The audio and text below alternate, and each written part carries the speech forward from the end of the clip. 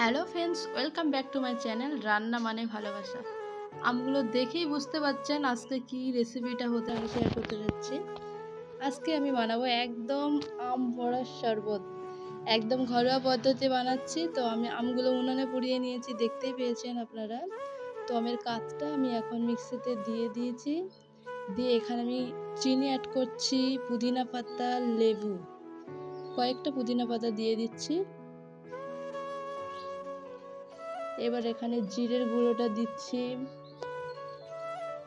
আপনারা চাইলে কাঁচা লঙ্কা দিতে পারেন, আমি কাঁচা লঙ্কা দেব না। এখানে লেবু দিয়ে দিচ্ছি, দিয়ে ভালো করে আমি আমের কাঠটা ভালো করে মিক্সিতে ব্লেন্ড করে নেব।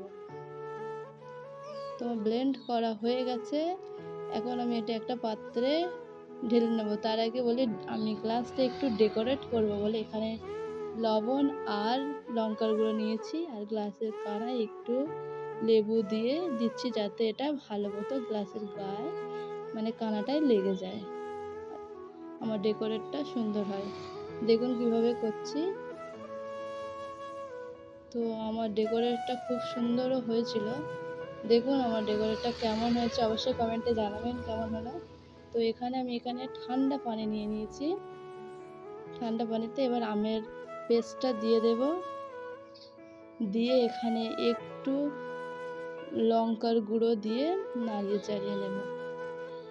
আমি এখানে কয়েকটা বরফের টুকরা দিয়ে দেব।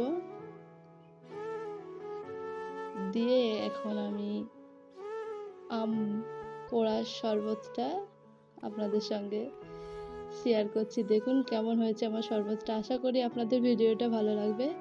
যদি ভালো লেগে থাকে অবশ্যই কমেন্টে জানাবেন কেমন হলো আমার ভিডিওটা। আর সবাই ভালো থাকবেন, সুস্থ থাকবেন। আর গরমে এরকম আম পাড়ার শরবত বাড়িতে বানিয়ে অবশ্যই ট্রাই করবেন, দেখবেন কেমন হয়। দেখা হবে অন্য কোনো ভিডিওতে। সবাইকে আল্লাহ হাফেজ।